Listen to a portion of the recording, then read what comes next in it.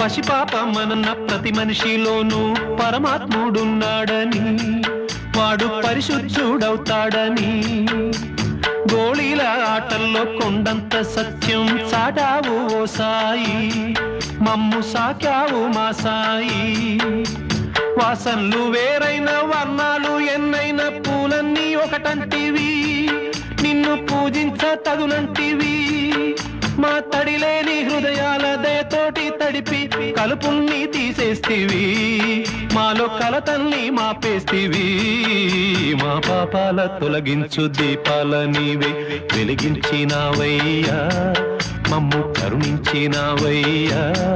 జన్మ జన్మాల పుణ్యాల పంటల్లే నిన్ను దర్శించినామయ్యా, మేము తరించినామయ్యా.